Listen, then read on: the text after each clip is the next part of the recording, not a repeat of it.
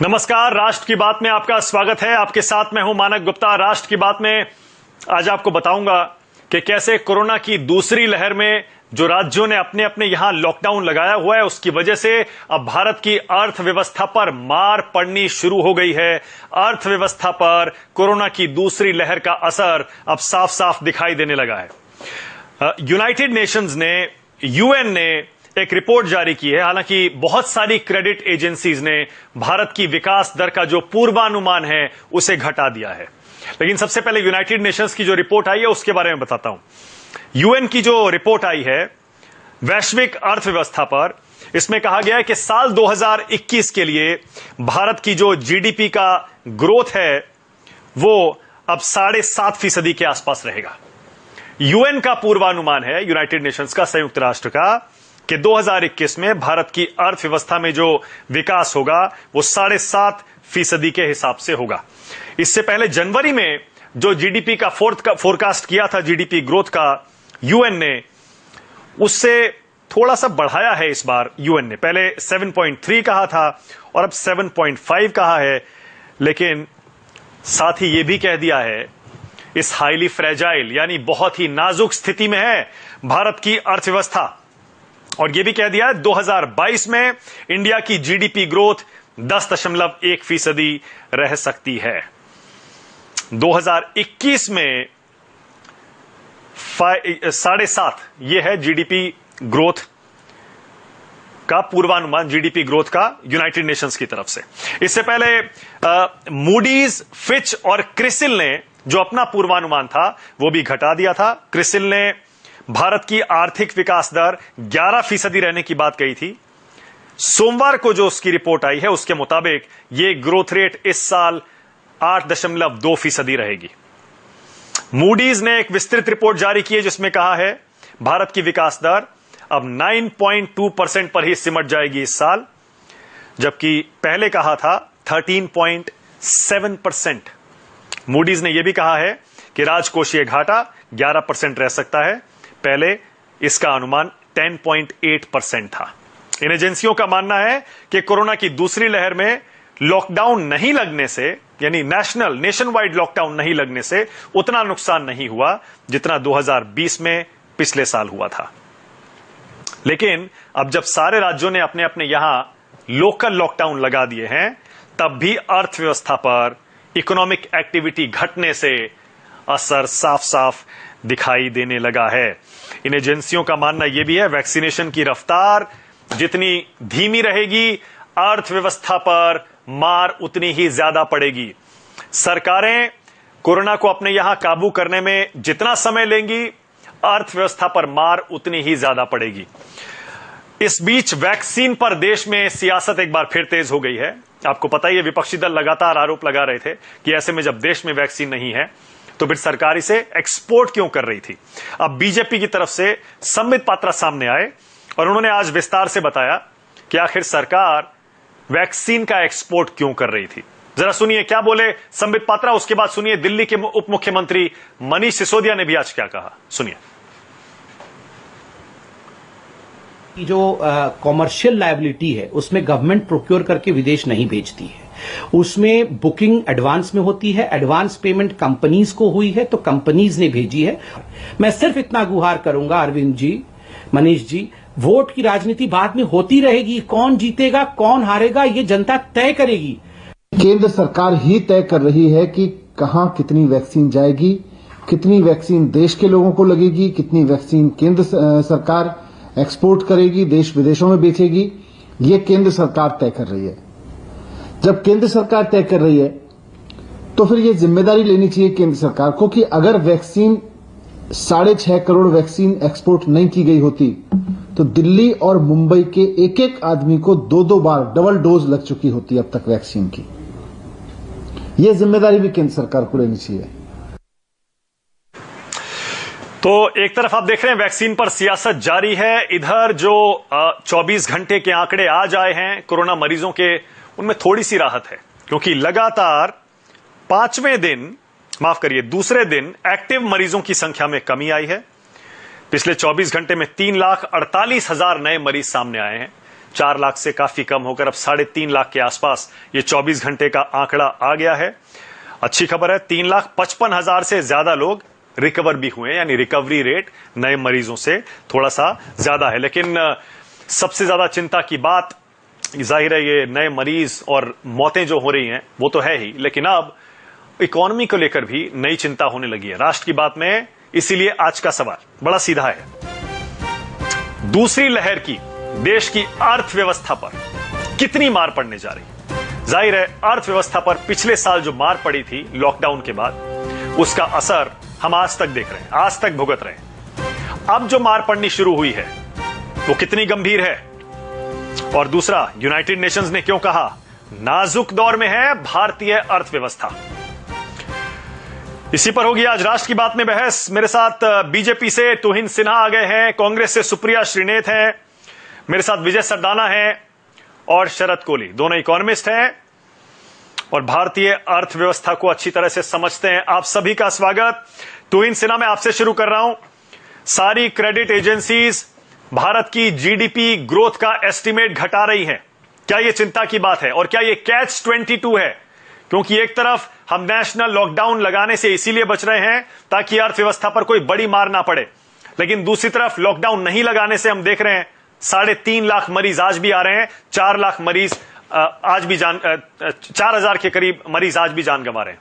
तो इनसे ना बोलिए। मानक जी, जो तमाम आंकड़े विभिन्न एजेंसीज ने दिए हैं, ग्रोथ जीडीपी की जो रिवाइज्ड ग्रोथ रेट बताई है भारत की जो प्रेडिक्ट की है, उसमें एक आंशिक गिरावट जो है वो अपेक्षित था, क्योंकि आज विश्व का कोई ऐसा देश नहीं है जो कि सेकेंड वेव से बच पाया है। जो स्थिति यूके की दिसंबर में थी या यूएस की दिसंबर में थी, वो आज हमारी है। और आज जापान जैसा प्रगतिशील देश जो है वो चौथे वेव में उतनी ही क्षतिग्रस्त है जितना हिंदुस्तान है। जो ऐसी स्थिति में ये जो आंशिक गिरावट है ये अपेक्षित है, लेकिन इसमें कुछ और बातें जो है कही गई है इन रिपोर्ट्स में कि ये जो मुख्य तौर पर ये गिरावट जो है वो पहले 3 महीने में, पहले क्वार्टर में केंद्रित होगा, जिसके बाद एक रिकवरी होगी। और वो रिकवरी ही नहीं, मैं मानता हूँ कि एक जबरदस्त उछाल होगी लास्ट ये 3rd क्वार्टर में, अक्टूबर, नवंबर, दिसंबर में, जब एक बड़ी पॉपुलेशन हमारी वैक्सीनेट हो चुकी होगी। अब ये मैं एक बात और यहाँ जोड़ना चाहता हूँ कि दो जो बहुत प्रमुख इंडिकेटर्स होते हैं इकोनॉमी की जो तबीयत होती है उसकी, वो एक, अगर आप हमारी जीएसटी कलेक्शन को देखें तो अप्रैल के महीने में रिकॉर्ड 1,41,000 करोड़ था, जो कि अप्रत्याशित था, जो एक इंडिकेटर है कि आज भी जो है लोगों के हाथ में पैसे हैं। इकोनॉमिक एक्टिविटी भले ही उसके तरीके बदल गए हो, रिस्ट्रिक्टेड मूवमेंट हो, इकोनॉमिक एक्टिविटी कायम है। दूसरी स्टॉक मार्केट है। स्टॉक मार्केट में इस बार जो है मेरे ख्याल से लगभग नहीं के बराबर असर हुआ है, जो इस बात को जताता है कि विदेशी कंपनीज का या विदेशी इन्वेस्टर्स का जो भरोसा था इंडियन मार्केट्स में वो आज भी कायम है। और साथ ही एक और बात जो मैं लास्ट में ये जोड़ना चाहता हूँ, 2022 फिस्कल ईयर में इन सभी एजेंसीज ने पहले की तुलना जो जीडीपी ग्रोथ रेट अब बताया है, अब प्रेडिक्ट किया हिंदुस्तान का, उसमें एक आंशिक इजाफा हुआ है। तो मुझे नहीं लगता है कि ये बहुत घबराने की स्थिति है। ये प्रेडिक्शन जो है मौजूदा स्थिति को देखते हुए, और ये एक कुदरती, ये एक प्राकृतिक आपदा है, तो ऐसी स्थिति में ये जो है माइनर रिविजन अपेक्षित था।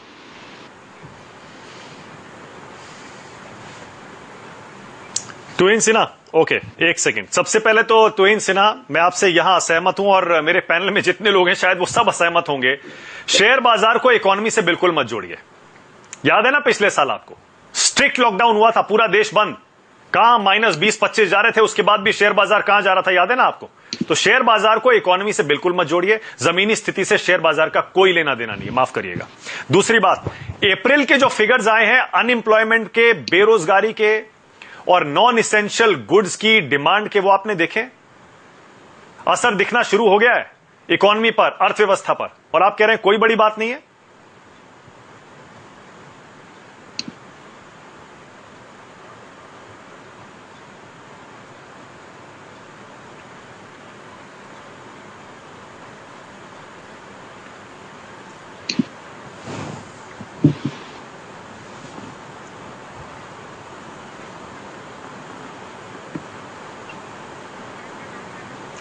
तुहिन सिन्हा, मेरा सवाल आपसे था। तुहिन, आपने सुना नहीं शायद। तो मैं कह रहा हूं अप्रैल के फिगर शायद आपने देखे नहीं है, बेरोजगारी के भी और जो डिमांड है नॉन इसेंशियल गुड्स की उसके भी, और ये तो सिर्फ शुरुआत है अभी। इसीलिए सारी एजेंसीज ने अपनी जीडीपी ग्रोथ का फोरकास्ट घटा दिया है और सीधे सीधे वार्निंग दी है। लगता है तुहिन को मेरी आवाज नहीं जा रही। सुप्रिया श्रीनेत आपके पास आ रहा हूं।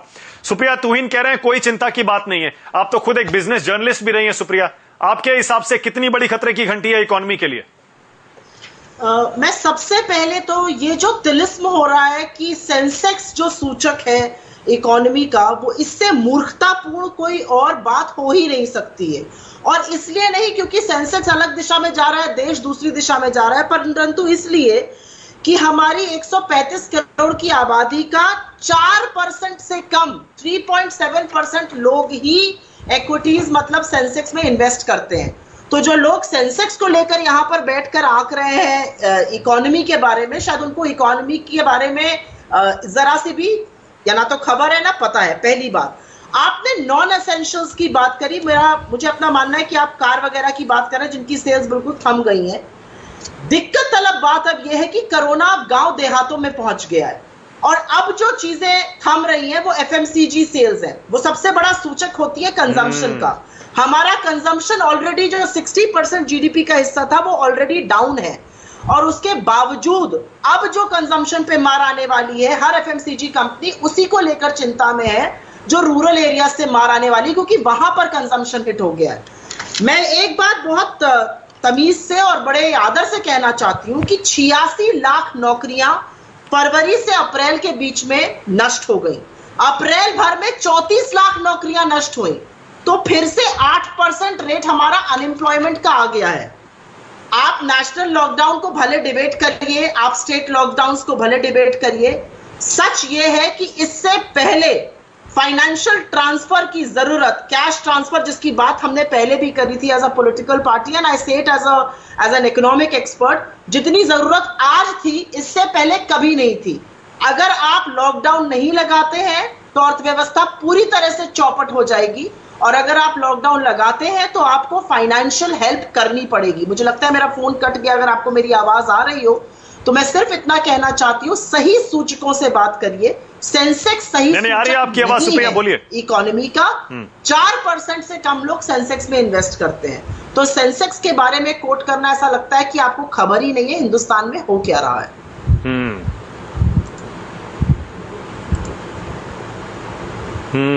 एग्जैक्टली तुहिन सिन्हा, इसीलिए तो मैं भी कह रहा हूं अब तो गांवों में पहुंच गया है। मैं तो नॉन इसेंशियल कह रहा था, अगर गांवों में पहुंचकर कोरोना ने अब पैर पसारने शुरू किए हैं। अगर इसेंशियल गुड्स में भी जो रोजमर्रा की चीजें आदमी खरीदने पर मजबूर होता है घर में, अगर उसमें भी गिरावट आ गई, उसकी डिमांड भी कम हो गई, आप समझ रहे हैं ये आंकड़ा कहा जाएगा? इकोनॉमी का क्या होगा, लोगों की रोजगार का क्या होगा? मेरा फोन कट चुका है।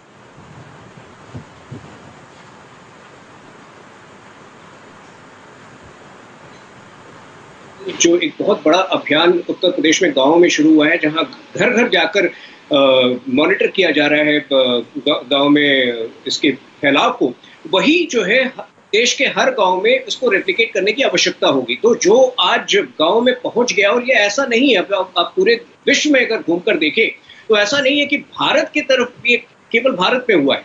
ये पर्टिकुलरली ये जो सेकेंड वेव है, इसको रोकना, जो तमाम प्रमाण जो आए दिन आ रहे हैं, शायद जो हो सकता है कि क्षति थोड़ी कम हो सकती थी, लेकिन जिस रफ्तार से ये फैला और जिस लेवल पे फैला है, इसको रोकना मुश्किल होता। लेकिन हाँ, जो रिडेम्पटिव मेजर्स हैं, जिस प्रकार से उत्तर प्रदेश के हर गांव में मॉनिटर किए जा रहे हैं, हर घर में जाकर, वही मेरे ख्याल से इस वक्त पूरे देश में करने की आवश्यकता है, जो निर्देश कल पंचायत राज मिनिस्ट्री ने दिए हैं। तो मुझे आज भी मैं आश्वस्त हूं कि ये जो घाटे का वक्त है, ये जो मेन और आपदा का वक्त है, ये जून मध्य तक चलेगा। उसके उपरांत जो है, और ये तमाम जो आईएससी और तमाम एजेंसीज भी ये बता रही है कि इंडिया में पीक लगभग आ चुका है, इसके बाद गिरावट शुरू होगा।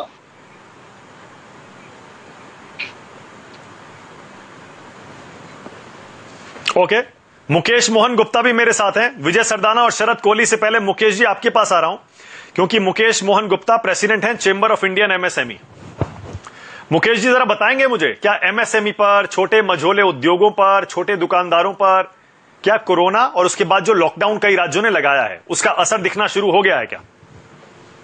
नहीं मानक जी, देखिए इस बात से इनकार नहीं कर कि जब हम ऐसी बीमारी से गुजर रहे हैं तो असर नहीं पड़ेगा। कहीं लॉकडाउन है, कहीं तो राज्य सरकारों ने लॉकडाउन घोषित कर दिया। कुछ जगह पर जो व्यापारीगण हैं उन्होंने खुद अपने आप से ऑफर किया है कि भाई हम लॉकडाउन में जाएंगे, क्योंकि आज अगर आप देखें तो मुझे ऐसा लगता है कि हर परिवार में शायद कोई ना कोई उनका क्लोज रिलेटिव, क्लोज फैमिली कहीं ना कहीं अफेक्टेड है इस कोरोना से। तो पिछले साल जब हम बात करते थे मानक जी आपके साथ, तब इतना भयानक रूप शायद नहीं था, मोर्टेलिटी रेट इतनी ज्यादा नहीं थी। कि जो हॉस्पिटल्स की हालत है, जो ऑक्सीजन की हालत है, तो इस बात से कोई इनकार नहीं कर सकता कि ये जो समस्या है ये बड़ी है। लेकिन मेरा मानना यह है कि देखिए पिछली बार भी हमने जीडीपी निगेटिव में चली गई थी। अभी भी अगर हम सही समय पर इसको हम संभाल पाए तो मैं समझता हूं कि 2-4 महीने बाद हम फिर उस स्थिति में आ सकते हैं, क्योंकि देखिए बहुत सारे सेक्टर्स ऐसे हैं जहां पर जो ग्रोथ है वो एक्सपेक्टेड जितनी है उससे ज्यादा होगी। कुछ सेक्टर जरूर ऐसे हैं जहां पर प्रॉब्लम आएंगी एमएसएमई सेक्टर्स को, और उसमें हमारी जो मांग रहेगी वो यही रहेगी सरकार से, जैसे पिछली बार उन्होंने मदद की थी एमएसएमई सेक्टर्स की खास तौर से।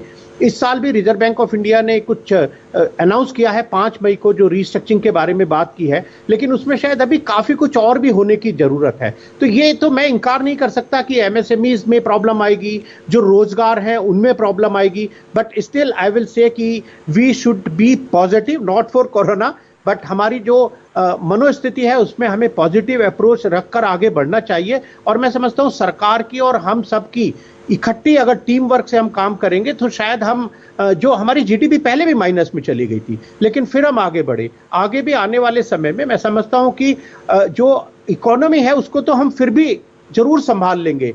ये जो समय है ये शायद हमारी जो हेल्थ है, हमारी जो लाइफ है उसको देखने का ज्यादा है। इकोनॉमी के लिए मुझे ऐसा लगता है कि अगर सरकार थोड़ी मदद करे, रिजर्व बैंक ऑफ इंडिया आगे आए, तो शायद हम इकोनॉमी को फिर हम 4-6 महीने बाद फिर शायद तेज रफ्तार से आगे ले जाने में सक्षम होंगे।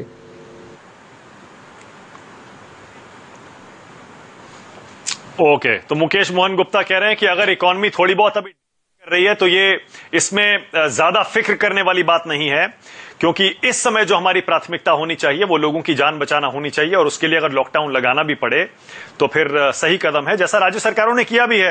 लेकिन शरद कोहली, मुझे थोड़ा मेरे आम आदमी जैसे दर्शकों के लिए थोड़ा समझाइए। एक तो ये समझाइए 7.5, 9.5, 11, 13 जो ये जीडीपी फोरकास्ट ग्रोथ का हिंदुस्तान के बारे में इन सारी एजेंसीज ने पहले किया था, मार्च से पहले किया था, दूसरी लहर से पहले, ये अचानक ये रीबाउंड में इतना सारा जो किया था 12-13 तक जा रहा था, ये अभी भी घटकर 9, 9.5 पर आ रहा है। एक तो ये क्या ये रीबाउंड का ही सारा नतीजा था जो 12-13 तक सब लोग फोरकास्ट कर रहे थे, और जो कम हो रहा है अभी आप इसे कैसे देख रहे हैं? 3-4% जो कम हो रहा है फोरकास्ट में। तो ये अंतर्राष्ट्रीय एजेंसीज और यूनाइटेड नेशंस जो ये ग्रोथ के फोरकास्ट देते हैं, ये एज ऑन अ डेट देते हैं, और सिचुएशन बहुत डायनेमिक है। मतलब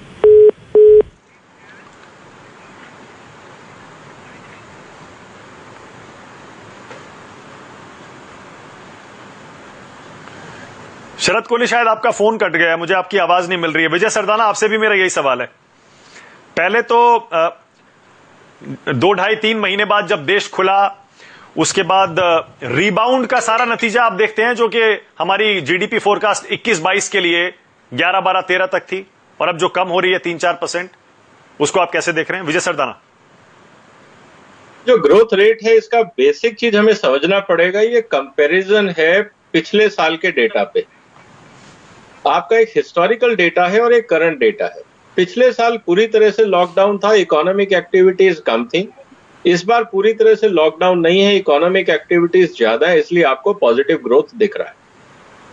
और जहां तक ये बात है डेटा की, ये आपका फ्यूचर नहीं बताता, ये करंट स्टेटस बताता है।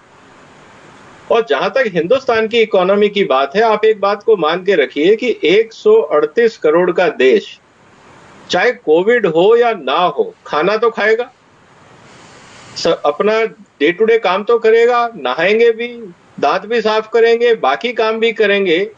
जो आपका 60 से 70% इकोनॉमी है वो तो चलता ही रहेगा, चाहे कितना भी बड़ा पेंडेमिक आए। रही बात आपकी नॉन एसेंशियल सर्विसेज की, जिसको आप टूरिज्म कह सकते हैं, होटल्स इंडस्ट्री कह सकते हैं, रेस्टोरेंट इंडस्ट्री कह सकते हैं, वो करीब 20-22% है जिसपे सीरियस इंपैक्ट आया है। तो हमें इस बात को समझना होगा कि कौन सी इंडस्ट्री सरवाइव करेगी इस पेंडेमिक में और किस पे थोड़ा सा प्रेशर आएगा। और जहां तक पैनिक की बात है, अगर आज मूडी ये कह रहा है, यही मूडी 6 महीने बाद अपना डाटा फिर बदलेगा, तो आप ये मत समझिए कि ये एंड ऑफ द कंट्री है। ये एक गिवन सिचुएशन का एक एनालिसिस है। कल को भारत की स्थिति बदलती है, 2 महीने में केसेस कम होते हैं, यही मूडी 2% ग्रोथ रेट आपको ज्यादा दिखाएगा। तो मुझे लगता है कि इस समय पूरा फोकस होना चाहिए इन्फेक्शन को कंटेन करने का, ना कि हम इस तरह के डेटा को लेके बहुत ज्यादा चिंतित हो कि इकोनॉमी का क्या होगा, रोजगार को क्या होगा, क्योंकि हमारे शोर मचाने से कुछ बदलने वाला नहीं है। ग्राउंड पे काम करेंगे तो बदलेगा।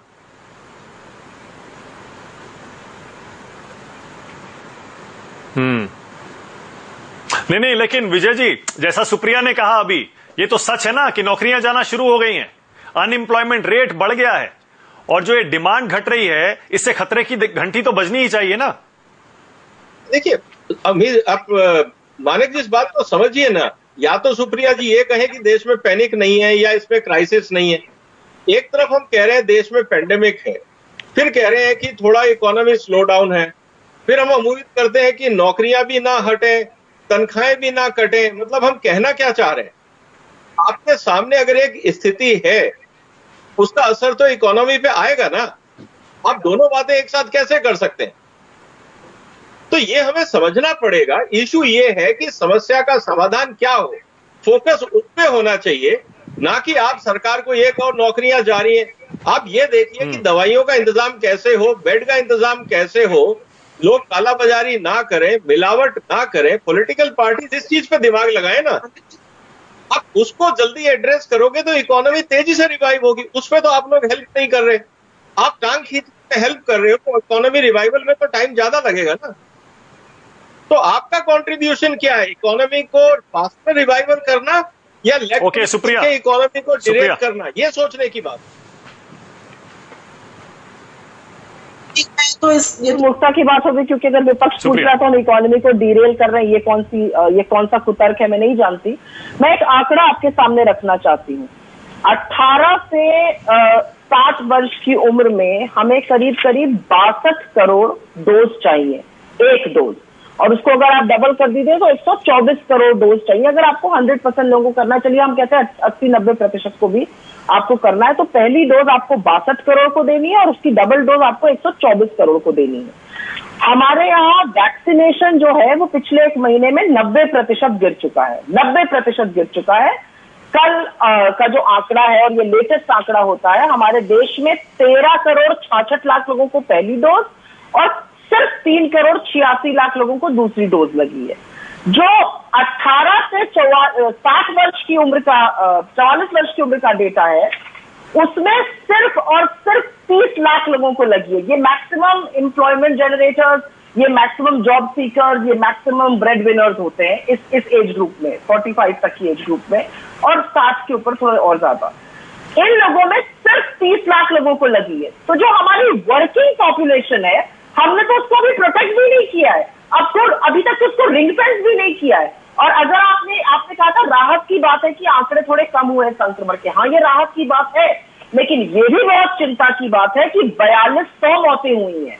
और ये भी बहुत चिंता की बात है कि मौत के आंकड़े 1 अप्रैल से आज तक 10 गुने हो गए। 1 अप्रैल को 400 लोग मर रहे थे, आज 4000 मृत्युएं हो रही हैं।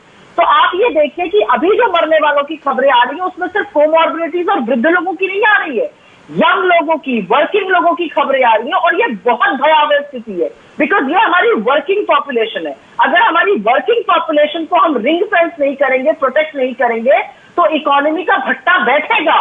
तो इस पर हम कुतर्क से बात नहीं कर सकते। और मैं एक बात और ये कहना चाहती हूँ कि there will be a part of the economy that will need financial support. MSME से आए हुए साहब, वो ये बताएं यहाँ पर कि इस समय एमएसएमई को ये कह देना कि आप लोगों को एम्प्लॉय करिए और हम ईटीएफ का कंट्रीब्यूशन देंगे will not be enough. Loan मेला लगाना will not be enough. You will have to hand over these companies, you will have to give them money. जैसे कि आपको कैश ट्रांसफर रूरल एरियाज में करना ही पड़ेगा अगर वहां कोरोना फैल जाए और काम धंधा नहीं रहेगा। हॉर्टिकल्चर का जो डेटा आया है वो भयावह है, वो दिखाता है कि हॉर्टिकल्चर की अवेलेबिलिटी में गिरावट हुई है, मतलब रूरल एरिया ऑलरेडी इंपैक्ट होनी शुरू हो गई है। हम अभी ये शायद समझ नहीं पा रहे। कंजम्पशन एफएमसीजी का पिछले साल अगर आपको याद हो कोरोना काल के पहले गिर गया था, कोरोना काल के दौरान भी गिरा था। तो जो मंजन की बात हो रही है, मंजन की सेल गिर गई थी। तो हमें थोड़ा सा सोचना पड़ेगा कि किस तरह से हमें रिंग फेंस करना है, और उसमें जो हमारी डायनामिक वर्किंग पॉपुलेशन है उसको हम तो रिंग फेंस कर ही नहीं पा रहे, और मेरे लिए चिंता का विषय है। बिल्कुल। हाँ, शरद कोहली आइए। शरद कोहली, आपका फोन कट गया था, आप वहीं से शुरू करिए जहां आप पहले कह रहे थे। क्या चिंता की बात है, क्या थोड़ा बताइएगा देश के लिए, हमारे दर्शकों के लिए, ये जो क्रेडिट एजेंसीज हमारा फोरकास्ट घटा रही हैं। बिल्कुल ठीक है। दो तरीके के लोग इस समय मानक हैं पूरे देश में। पहले लोग जो बीमार हैं और दूसरे लोग वो हैं जो ठीक है, अपने आप को बचाए हुए हैं किसी तरह। दो चिंता लोगों के दिमाग में है। पहली चिंता है जो कि मेरे बाकी माननीय पैनलिस्ट ने कहा कि बीमार होने की, मौत की चिंता एक बनी हुई है, सिर पे मौत जैसे मंडरा रही है, हर किसी को ये लग रहा है पता नहीं कल को क्या हो। दूसरी चिंता जो थोड़ी दिमाग के पीछे है और जो आज का विषय है कि हमारी जो लाइवलीहुड है, जो जहान है, जो नौकरी है, जो बिजनेस है, जो पेशा है, जो भी काम करते हैं, अब वो कितना बचेगा। इतने दिन का लॉकडाउन हो गया, कितने दिन और चलेगा, ये कुछ पता अभी नहीं है। तो पहले तो जो अंतरराष्ट्रीय एजेंसी मानक जो रेटिंग करती हैं, जो आपको ये आंकड़े बताती हैं, वो उस पॉइंट तक के बताती हैं। इसीलिए आप देखते हैं कि हफ्ते भर हफ्ते वो बढ़ाते घटाते उसको जाती है। 65% हमारी जो इकोनॉमी है मानक, वो कंजम्पशन पे चलती है, और कंजम्पशन का चक्र आप समझ रहे हैं, जो मोबिलिटी कर्व्स लगे हुए हैं, जो आने जाने पे रोक टोक लगी हुई है, उसकी वजह से कंजम्पशन का चक्र ज्यादातर रुका हुआ है। पिछले साल जब नेशनल लॉकडाउन लगा था तो पर डे उसकी कैलकुलेशन अगर हम करें कि रोज का अर्थव्यवस्था का कितना नुकसान हुआ, मानक 40,000 करोड़ लगभग प्रतिदिन का उसका अर्थव्यवस्था का नुकसान होता है। आज जो ये कर्व्स लगे हुए हैं, मैंने एक back of the envelope calculation करी है, 10,000 करोड़, क्योंकि पूरी तरह से लॉकडाउन नहीं है, सामान की आवाजाही हो रही है, जरूरी सेवाएं चल रही हैं, कुछ स्टेट्स में थोड़ी छूट भी है, करीब 10,000 करोड़ प्रति हफ्ता इसकी कॉस्ट आ रही है। 75 लाख नौकरियां मानक अभी तक अप्रैल के महीने में जा चुकी हैं। जो बेरोजगारी की दर है शहरों में, वो 12% तक पहुंच चुकी है। और अगर कुल मिला के पूरे देश के लिए, मतलब गांव भी ले लें, आप शहर भी ले लें, तो करीब 9% पहुंच चुकी है। मैं समझता हूं ऐसे में सरकार को साथ ये जो हेल्थ इंफ्रास्ट्रक्चर पे अभी प्रेस कॉन्फ्रेंस हो रही थी हेल्थ मिनिस्टर की, साथ एक आर्थिक, ये जो जहान की चिंता है ना मानक, यहां पर जान की चिंता है, यहां पर जहान की चिंता है। ये जो जहान की चिंता है, मुझे लग रहा है साथ अगर लोग, सरकार इस पे भी कोई पैकेज पे साथ अनाउंसमेंट, पिछली बार हमने देखा था मानक कि एक के बाद एक आत्मनिर्भर अभियान के अनाउंसमेंट्स हुए थे, करीब 6-7 बार हुए थे। कुछ लोगों को उससे, चलिए भले कितना किसके जेब में आया, कितना किसको लाभ हुआ, इस डिस्कशन को एक तरफ करते हैं, पर लोगों को एक मानसिक तौर पे मैं समझता हूं पिछले लॉकडाउन में तसल्ली मिलती रही कि सरकार हमारा ध्यान रख रही है। मुझे लग रहा है वही इस समय करने की जरूरत है। आप साथ जान पे लोगों की हेल्थ की चिंता करें, बहुत अच्छी बात है, वो इस समय की जरूरत है, पर साथ आपको आर्थिक चिंता भी, लोगों की गिरती हुई आमदनी, 50 करोड़ लोग मानक इंडिया में कमाते हैं। एक मैं आपको बड़ी रोचक आंकड़ा दे रहा हूं, 50 करोड़ लोग इंडिया में कमाते हैं, जिसमें से करीब 45 करोड़, 40 से 45 है, पर मैं हायर साइड पे ले रहा हूं, इनफॉर्मल सेक्टर में है। ये वो लोग हैं जिनकी पक्की नौकरी नहीं है, जिनका छोटा मोटा काम है सबसे ज्यादा, और हर व्यक्ति पर मानक 3 से 4 लोगों का परिवार निर्भर है, 4 से 5 लोगों का। मैं उन लोगों की चिंता कर, ये वही लोग हैं जिन 80 करोड़ लोगों को अनाज सरकार गरीब कल्याण योजना में दे रही है, ये वही लोग हैं। सबसे ज्यादा चिंता उनकी, क्योंकि खाली रोटी से गुजारा नहीं चलता है। आपको मंजन भी खरीदना है, आपको बुरुश भी खरीदना है, आपको तेल भी, कपड़े भी खरीदने। मैं समझता हूं आर्थिक पैकेज की, और जो फिस्कल डेफिसिट है ना मानक, जो अभी आप बता रहे थे शुरू में, वो करीब 9.5-10% तक सेंटर का पहुंच चुका है। अगर हम राज्यों का भी मिला लें तो 13-14% पहुंच चुका है। तो मैं समझता हूं सरकार के पास जो एल्बो रूम, अंग्रेजी में बोलते हैं कि हमारे पास अब कितनी जगह है, वो बहुत सीमित मुझे नजर आ रही है। कहां से ये पैसा आएगा, कैसे लोगों तक पहुंचेगा, कब आएगा, किस रूप में आएगा, ये जो हमारे दिमाग के पीछे ना मानक, आम आदमी के पीछे, जो आम आदमी हमको और आपको सुन रहा है, उसके दिमाग में उसके सुबह शाम एक जान की चिंता खाई जा रही है और एक रोजी रोटी की चिंता खाई जा रही है। नौकरी वालों को यह खाई जा रही है कल को हमें निकालने का नोटिस ना मिल जाए, कल को हमारी तनख्वाह ना कट जाए। बिजनेस वाले को खा रही है मेरी दुकान कल को खुलेगी कि नहीं, मेरी फैक्ट्री कल को खुलेगी कि नहीं, कितने लोग मैं वहां पे, कितने ग्राहक मेरे टिकेंगे। मुझे लग रहा है इन सब चिंताओं को अगर साथ साथ एड्रेस किया जाएगा, जो जिस पॉजिटिविटी की हम बात कर रहे हैं वो पॉजिटिविटी जल्दी आएगी, लोगों को इस मुसीबत को झेलने में आसानी रहेगी। मानक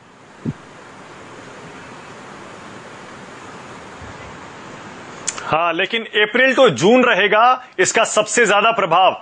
एक्सपर्ट्स भी जो इन एजेंसीज के हैं जिन्होंने फोरकास्ट किया है वो भी यही कह रहे हैं। और तुहिन सिन्हा बीजेपी से बैठे हुए हैं, विजय सरदाना, दोनों कह रहे हैं भी पैनिक बटन दबाने की जरूरत नहीं है, आप फोकस करिए जान बचाने पर, जहां बाद में जून के बाद भी देख सकते हैं। आप सहमत है क्या इस स्ट्रैटेजी से, शरद कोहली?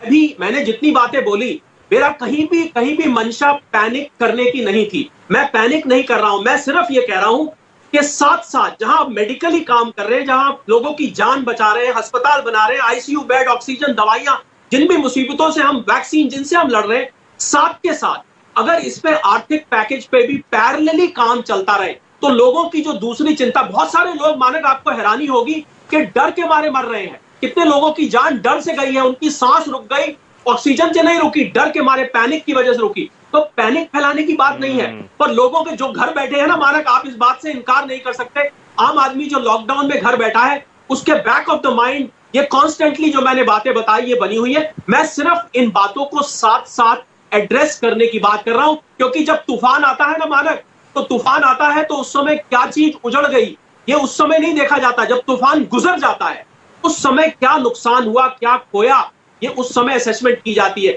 मैं समझता हूं अगर साथ साथ सरकार इस पे काम करे तो लोगों के लिए ये बहुत राहत की बात होगी।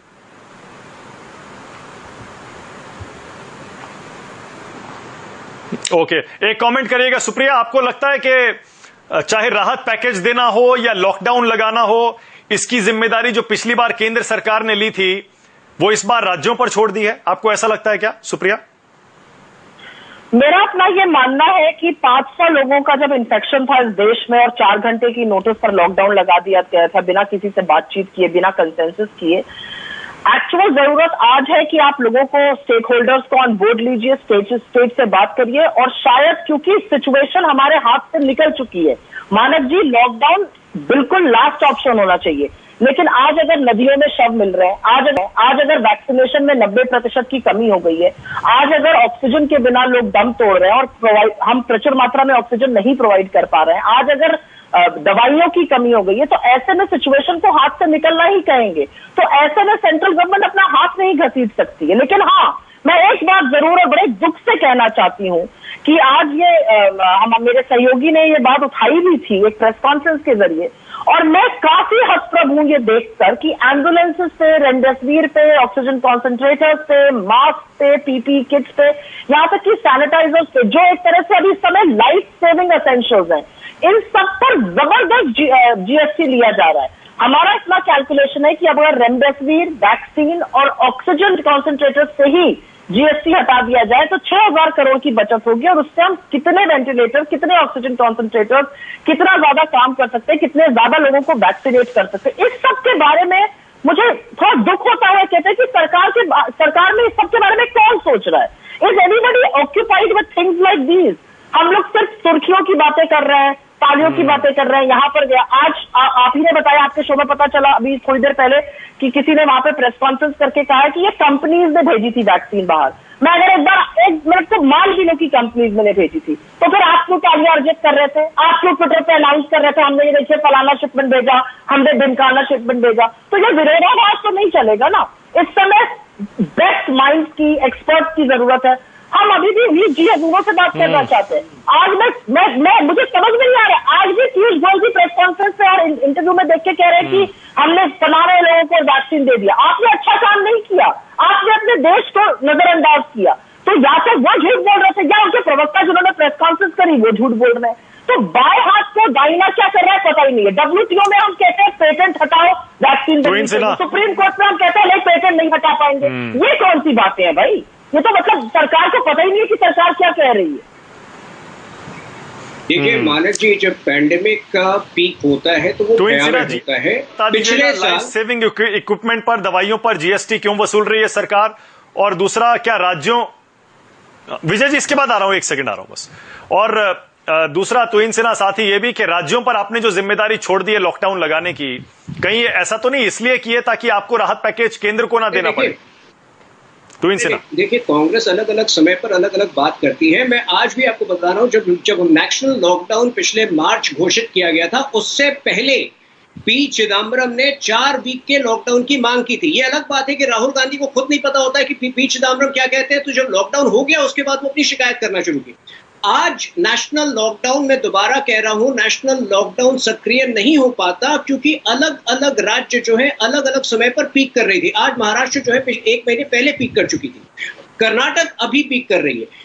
आज जो आप आंकड़ा देख रहे हैं, जो आज भी 9.4% जो है ग्रोथ, जीडीपी ग्रोथ रेट का मोदी बता रही है, वो शायद 6% होता अगर नेशनल लॉकडाउन होता। तो कांग्रेस जो है वो कुछ भी, वो अपने हिसाब से कुछ भी कहती है। वैक्सीनेशन का सबसे बड़ा अगर किसी ने निरुत्साह करने का काम किया है देशवासियों को, तो कांग्रेस ने किया है। अब मैं वैक्सीनेशन के कुछ आंकड़े आपको बताता हूं, क्योंकि ये वैक्सीनेशन को भी लेके बहुत सारा भय फैलाया जा रहा है। देखिए आज की तारीख में 17 करोड़ लोग जो हैं वो फर्स्ट डोज उनको मिल चुका है। ये जो टेम्परेरी फेज है ये शायद और 3 हफ्ते चलेगा, जहां वैक्सीन जो है वितरण की समस्या होगी। लेकिन ये रिकॉर्ड पे है कि आज की तारीख में सीरम इंस्टीट्यूट ऑफ इंडिया जो है 7 करोड़ वैक्सीन प्रति महीना बना रही है, और कोवैक्सीन जो है 2 करोड़ प्रति महीना बना रही है। तो इसका अर्थ हुआ कि आज भी मई, जून और जुलाई के महीने में 9 करोड़ प्रति महीना वैक्सीन का उत्पादन हो रहा है, जिसका अर्थ यह है कि आज से 3 महीने बाद तक 27 करोड़ और वैक्सीन उपलब्ध होंगे, जो कुल मिलाकर 17 करोड़ को आप उसमें ऐड कर दें तो 44 करोड़ होते हैं। अब इसमें अगर आप स्पुतनिक के 4 या 5 करोड़ ऐड कर दें तो जुलाई के अंत तक या मध्य अगस्त तक 45 से 50 करोड़ लोगों को वैक्सीन का पहला डोज दिलाने में हम सफल होंगे। हाँ, ये अगले 3 हफ्ते की प्रॉब्लम है, जब तक ये जो एक एरर ऑफ जजमेंट आप मान लीजिए, या जो भी हो, जो एक पॉलिसी चेंज हुआ है मार्च में, क्योंकि मार्च में हमें लगा कि जो एक प्रायोरिटाइज्ड एक्सेस प्रोग्राम हम फॉलो कर रहे थे, जो WHO द्वारा भी अप्रूव था, जिस रफ्तार से एस्केलेशन हुआ था वायरस का, उसमें वो नहीं बैठ रहा था, तो हमने उसमें परिवर्तन किया था। मानव जी, मैं एक आंकड़ा आपके सामने जरूर रखना चाहती हूँ। I should be given the permission. Tuhin Sinha, इसका मतलब आप ये कह रहे हैं नेशन वाइड लॉकडाउन की जरूरत नहीं है? आप ये कह रहे हैं नेशन वाइड लॉकडाउन की जरूरत नहीं है? आप ये कह रहे हैं, इसका मतलब, और जो माइक्रो कंटेनमेंट जोन्स बनाए हैं राज्य सरकारों ने, वो सक्सेसफुल स्ट्रेटेजी है? भारत इतना विशाल देश है कि पहली बार जब ये वायरस आ रहा था, उस समय हमें इस वायरस की जानकारी बहुत कम थी। मेडिकल व्यवस्थाओं को दुरुस्त करने के लिए ये आवश्यक था कि नेशनल लॉकडाउन करें। आज अगर आप नॉर्थ ईस्ट में चल जाए तो नॉर्थ ईस्ट में शायद ये समस्या, शायद पॉजिटिविटी रेट 10% भी ना हो, जो दूसरी जगह 25 से 30% है। तो अगर आप नेशनल लॉकडाउन करते तो जो आंकड़े आज जिस पर बहस हो रही है, जिस विषय पर बहस हो रही है, तो आज ये और भी भयावह स्थिति होती। यही मोदी शायद 6% ग्रोथ रेट प्रेडिक्ट कर रही होती, और यही कांग्रेस रो रही होती कि आपने पूरा नेशनल लॉकडाउन किया। ओके, सुप्रिया बोलिए, सुप्रिया बोलिए। मानव जी, मुझे सिर्फ ये पूछना है कि कांग्रेस पर तो चलिए आप ठीकरा फोड़ दीजिए, दोषारोपण कर दीजिए, हमारे कहने से आपने कम वैक्सीन बना दिए थे, और गलत फिगर करके कभी भी डिबेट नहीं करना चाहिए, क्योंकि डिबेट इज नाउ आर्काइव, ये कोई भी जाकर देख सकता है।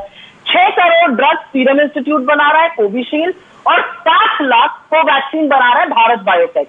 ये दोनों ही रैंप अप जुलाई एंड तक कर पाएंगे। सीरम इंस्टीट्यूट 9 करोड़ बना पाएगा, भारत वैक्सीन 90 लाख बना पाएगा। स्पुतनिक जो इंडिया आया है उसका करार 6 लैब्स को दिया गया है, डीवीज लैब उसमें से एक है। उसका इंडियन डोमेस्टिक मैन्युफैक्चरिंग जुलाई अंत अगस्त की बिगिनिंग में ही शुरू होगी। तो पहले तो इस मुगालते में मत रहिए कि 3 हफ्ते में सब कुछ ठीक हो जाएगा, नहीं ठीक होगा, क्योंकि आपके पास वैक्सीन नहीं है। और मैं जानना चाहती हूँ कि आप 10 करोड़ लोग जिनको पहली डोज लग चुकी है उनको लगाइएगा, वो प्राथमिकता देंगे, या जो 18 से 44 साल की उम्र में उनको लगेगा। मैं एक और बात आपसे कहना चाहती हूँ, हमने अपना पहला ऑर्डर वैक्सीन का जनवरी 2021 में दिया, और आप जानते हैं कितने का दिया?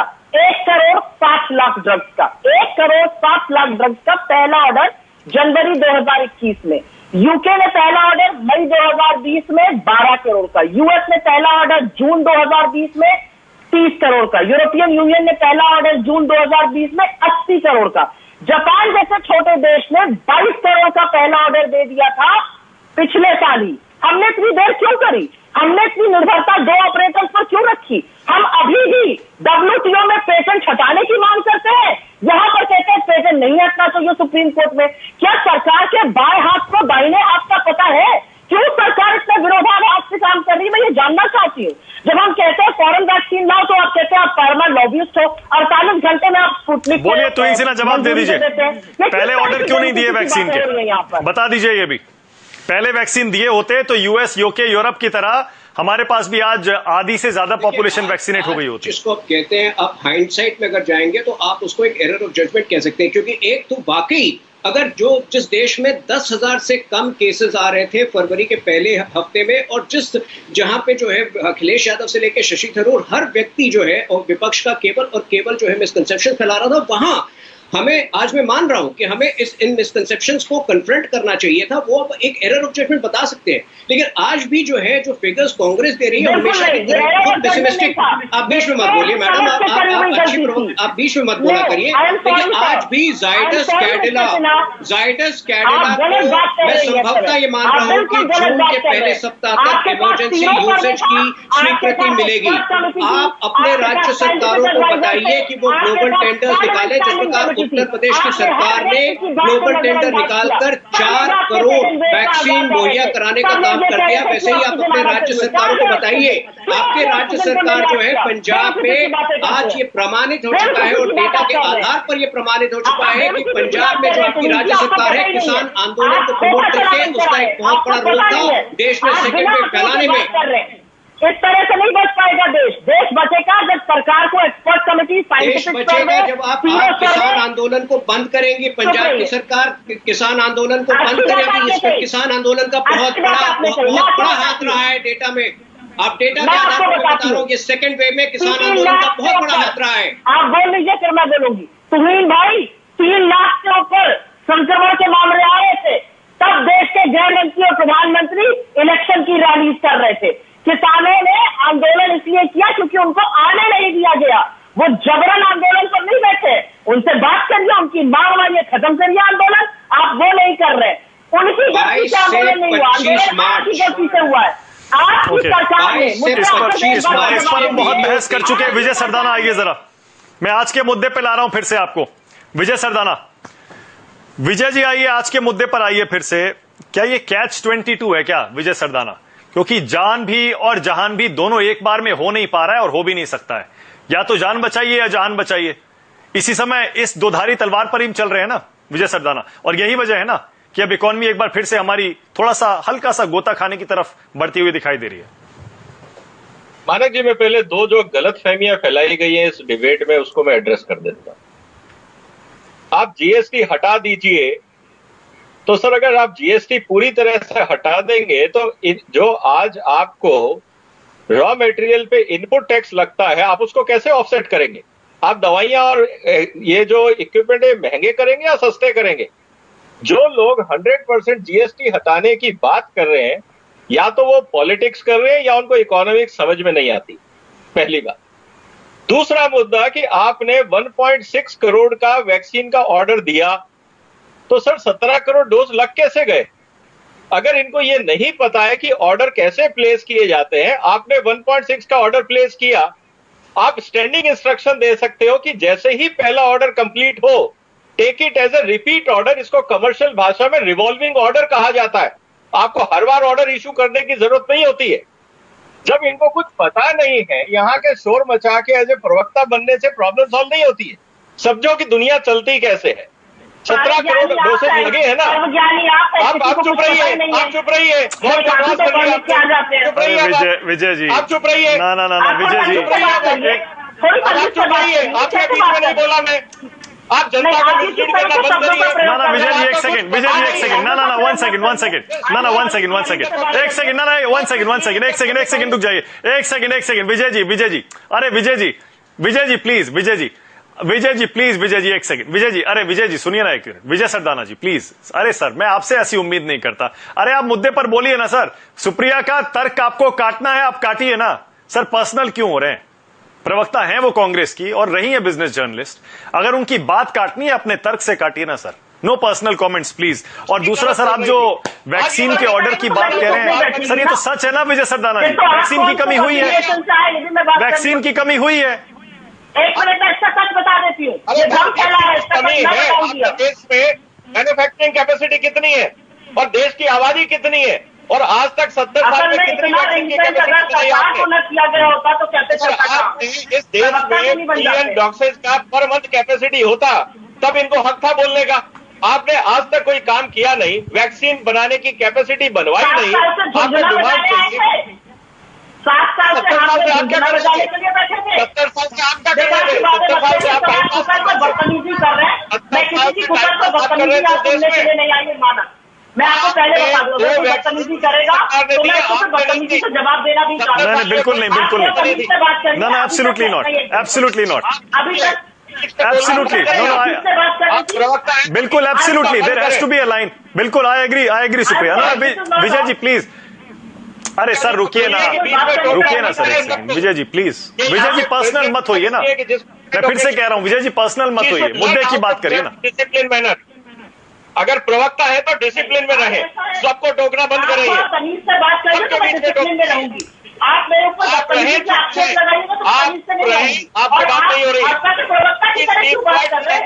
आपको ओके नहीं एक सेकंड, अरे मेरे दर्शक को एक सेकंड बंद कर दीजिए, एक सेकंड सबका ऑडियो बंद कर दीजिए, मेरे दर्शक को इससे कोई मतलब नहीं है सर, आप एक दूसरे के बारे में क्या सोचते हैं और क्या बोलना चाहते हैं, प्लीज कोई फर्क नहीं पड़ता है मेरे दर्शक को, आप क्या कह रहे हैं उससे फर्क पड़ता है। विजय सरदाना जी मुद्दे पे आइए और ये बताइए विजय सरदाना, आपने कहा वैक्सीन, सर वैक्सीन की कमी तो है ना, और हमारे आगे बहुत सारे ऐसे देश हैं जिन्होंने पिछले साल मई में, जून में, जुलाई में ऑर्डर दे दिए थे, वो आधे से ज्यादा पॉपुलेशन को अपनी वैक्सीनेट कर भी चुके हैं। तो क्या आप ये कह रहे हैं कि हमारी वैक्सीनेशन पॉलिसी में कोई गड़बड़ नहीं है? बिल्कुल सही पॉलिसी है हमारी वैक्सीनेशन पॉलिसी। विजय सरदाना, मैं वही आ रहा हूं, इस देश की आबादी 10 लाख होगी और उसने 10 लाख का ऑर्डर दिया है, उसको पूरी मिल गई। जिस देश की आबादी 100 करोड़ होगी, अगर वो 10 करोड़ का भी ऑर्डर देगा तो 10% को लगेगी। आप समझिए आपका कंपैरिजन किस चीज से है। आप छोटे कंट्रीज को जिनकी आबादी 2-4 सर यूएस की आबादी 10 लाख थोड़े है, आप क्या बात कर रहे हैं? क्या उनको मिल गई? उनकी आज कितनी हुई पॉपुलेशन में वैक्सीनेशन? 30%। समझिए आप, वो पूरी दुनिया को सप्लाई कर रहे हैं, इतनी इन्वेस्टमेंट के बाद भी वो सिर्फ 30% तक पहुंच पाए हैं। तो मेरा ये कहने का मतलब है, हमें कॉन्टेक्स्ट को, लॉजिक को समझना चाहिए, आर्ग्यूमेंट से हकीकत नहीं बदलती है। पहली बात, जीएसटी की बात मैंने आपको बता दी, आप जीएसटी 0 कर दीजिए, आपकी महंगाई बढ़ जाएगी, कम नहीं होगी। ये लॉजिक इनको समझ में नहीं आ रहा। रही बात तीसरी, इकोनॉमिक रिकवरी की, इकोनॉमिक रिकवरी में टाइम लगेगा। इस समय सिचुएशंस आर इन पैनिक, आपके लोग ऑफिस नहीं जा रहे हैं, फैक्ट्रियों में डिसरप्शन है, फैक्ट्रियों में भी मौतें हो रही हैं, जिसके यहां डिस्टर्बेंस होता है उसको फैक्ट्री लॉकडाउन करनी पड़ती है। तो ये कोई नहीं कह रहा है कि everything is normal. There is a crisis, it will take 2 to 3 months to revive, that is what I am trying to say. Okay, Supriya Shrinate, Supriya बोलिए। 33 करोड़ है सर वैसे आबादी, 32-33 करोड़ के आसपास है यूएस की आबादी, 10 लाख नहीं है। हाँ बोलिए सुप्रिया। मानक जी, मैं सिर्फ इतना कहना चाहती हूँ कि सरकार को इस समय आवरण नहीं डालना है हमें कि बेचारे क्या करते, 135 करोड़ आबादी थी, उसी 135 करोड़ के देश ने चुनकर प्रधानमंत्री बनाया ना, इतना प्रचंड बहुमत दिया, तो वो आशा करता था कि उसकी जान बचाई जाएगी। आपके अंदर मैन्युफैक्चरिंग कैपेसिटी नहीं थी, आपको इंपोर्ट करने से किसने रोका था? आपने क्यों वेट किया अप्रैल तक स्पुतनिक जैसी ड्रग को, वैक्सीन को इंपोर्ट करने के लिए? जब सजेशन दिया गया तो क्यों आपके लोगों ने कहा कि आप फार्मा लॉबिस्ट हैं? अर्थशास्त्री माफी मांगेंगे क्या सरकार के बस पर? ये बेकार से कुतर्क की बातें होती है। अगर हमारी जनसंख्या ज्यादा तो हमारे पास ज्यादा वैक्सीन होना चाहिए था। हमने 1 करोड़, कितनी बार सीरम इंस्टीट्यूट ऑफ इंडिया ने 1 महीने तक लगातार कहा मुझे 3000 करोड़ रुपए चाहिए, मैं रैंप अप नहीं कर सकता हूं, सरकार ने और ऑर्डर नहीं दिए। कौन सा रिवॉल्विंग ऑर्डर की बात हो रही है? बेकार के कुतर्क, बेकार के प्रिंसिपल। अरे लोगों की जान, 2.5 लाख लोग इस देश में मर चुके हैं और ये सरकारी आंकड़ा है, क्योंकि आंकड़े ये बताता है कि मौत इससे भी बहुत ज्यादा है। 100 लाशें आपको गंगा में बहती हुई मिल रही है और जहां पर हम सरकार को आवाज बनाएंगे, मैं तो ये नहीं होने दूंगी। और कांग्रेस प्रवक्ता के नाते नहीं, एक ह्यूमन बीइंग के नाते, एक मानवता के नाते, मनुष्यता के नाते, ये कैसे हो सकता है? हमारे लोग जो जो वर्किंग पॉपुलेशन है उनको वैक्सीन नहीं लग पा रहा है। क्या बात कर रहे हैं यहाँ पर बैठकर? मुकेश मोहन गुप्ता, नहीं जाहिर है मुकेश मोहन गुप्ता, वैक्सीनेशन पॉलिसी में, हमारी वैक्सीनेशन पॉलिसी में गड़बड़ तो हुई है, पता नहीं कौन इससे कैसे कोई इनकार कर सकता है कि जब वैक्सीन ना होने की वजह से सेंटर्स बंद हैं, सारे स्टेट्स मांग कर रहे हैं, हम अपनी कितनी 1.5-2% पॉपुलेशन को फुली वैक्सीनेट कर पाए। 17 करोड़ डोजेस तो हम कह रहे हैं, लेकिन कहां, उसका फायदा क्या अभी तक? ये सेकंड वेव सारी पोल तो खोल रही है इस वैक्सीनेशन पॉलिसी की।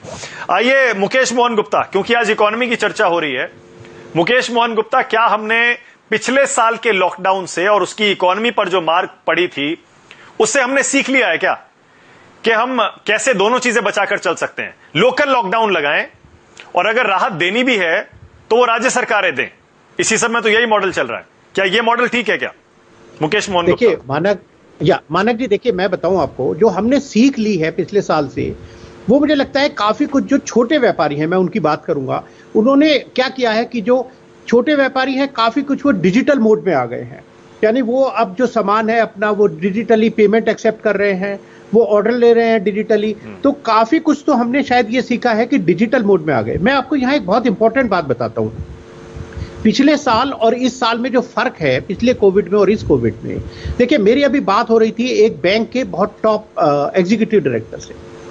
उन्होंने मुझसे कहा कि हमारे बैंक में 100 से ज्यादा लोगों की डेथ हो चुकी है, एक बैंक की मैं बात कर रहा हूं। मेरी एक और बात हो रही थी, सिडबी में फाइनेंशियल इंस्टीट्यूशन है, उन्होंने कहा कि हमारे ऑफिस में बंद है। क्यों बंद है? उन्होंने कहा कि देखिए हमारा जो सेंट्रली एयर कंडीशनड है, वहां पर अगर हम बैठते हैं तो क्योंकि अब जो रिपोर्ट्स आ रही हैं उससे ऐसा लगता है कि अगर सेंट्रली एयर कंडीशनड है, जो एयर है वो सर्कुलेट हो रही है, एक को होगा तो शायद सबको हो जाएगा।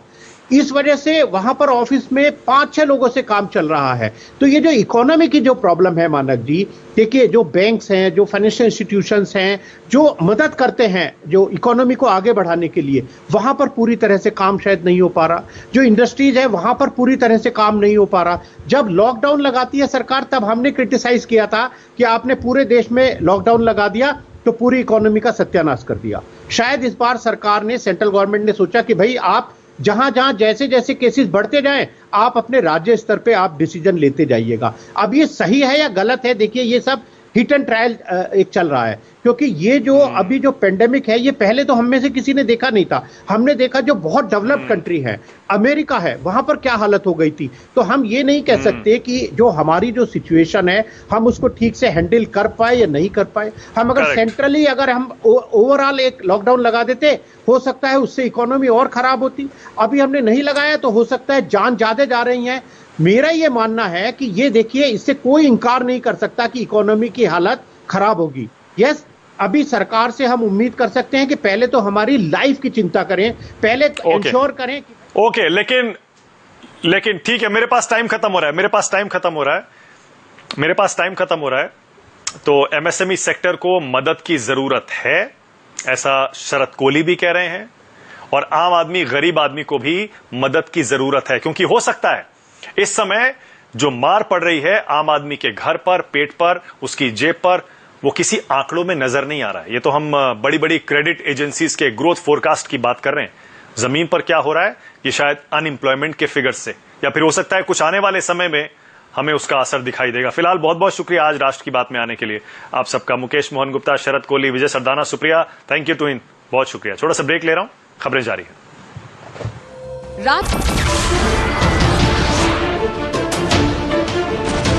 नमस्कार, मैं हूं मानक गुप्ता। अगर आपको हमारा ये वीडियो पसंद आया हो तो इसे लाइक और शेयर जरूर करें, और हां, हमें सब्सक्राइब और फॉलो करना ना भूलें, ताकि आप देश और दुनिया की कोई खबर मिस ना करें। तो जुड़े रहिए हमारे साथ और देखते रहिए News 24।